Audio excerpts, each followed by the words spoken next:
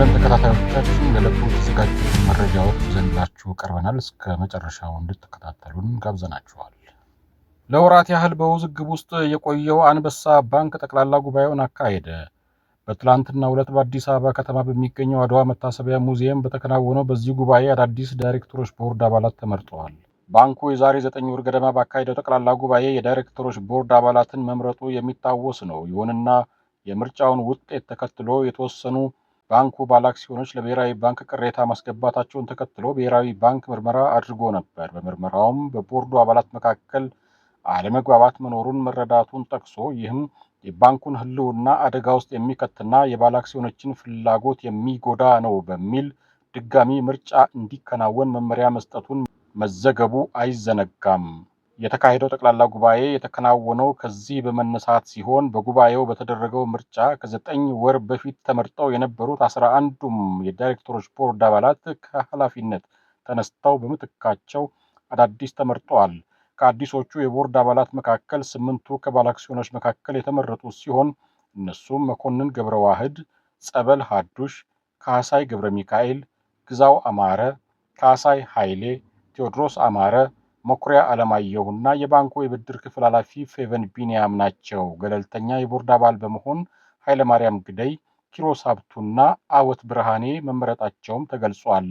አዲሱ ቦርድ ስራ ከመጀመሩ በፊት ሊቀመንበርና ምክትል ሊቀመንበር እንዲሁም የኮሚቴ አባላትን እንደሚመርጥ ይጠበቃል። ከ9 ወር በፊት ተመርጠው የነበሩት የቦርድ አባላት በዚህኛው ምርጫ ላይ ያልተካተቱት ብሔራዊ ባንክ እገዳ የጣለባቸው በመሆኑ ነው። የባንኩ ማኔጅመንት የአዲሱን ቦርድ ምርጫ ደግፎታል። ላለፉት 4 ዓመታት ባንኩን በፕሬዝደንትነት እየመሩ ያሉት አቶ ዳንኤል ተከስተ አዲሶቹ የቦርድ አባላት የካበተ ሙያዊ ልምድና የትምህርት ዝግጅት ያላቸው መሆኑን ጠቅሰው ይህ ለባንኩ መልካም ዕድል ነው ብለዋል። ከምርጫው በኋላ ለፎርቹን ጋዜጣ በሰጡት መግለጫ ሲናገሩ ከአዲሱ ቦርድ ጋር በመሆን የባንኩን እድገት ዘላቂና ስትራቴጂውን የተከተለ እንዲሆን እናስችላለን የሚል ተስፋ አለን በማለት አስረድተዋል። የባንኩ ባለአክሲዮኖች ግን የተለያየ ሀሳብ አላቸው።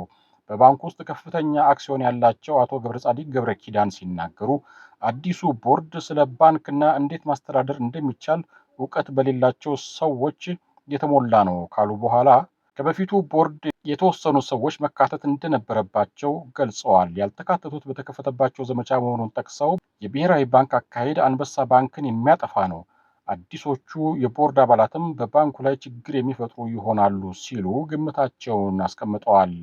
ሌላኛው ስማቸው እንዲጠቀስ ያልፈለጉ ከፍተኛ ባለአክሲዮን ደግሞ ምርጫውን ደግፈዋል። ሲናገሩም እኔ ከፍተኛ ረብሻ እንዳይፈጠር ሰግቼ ነበር፣ ግን ያ አልሆነም ብለዋል። ጨምረውም አዲሶቹ የቦርድ አባላት ጠንካራ ተቃውሞ እንደሚገጥማቸው አስቤ የነበረ ቢሆንም የተፈጠረው ግን ተቃራኒ ነው፣ ይህ ጥሩ ነገር ነው ሲሉ ገልጸዋል።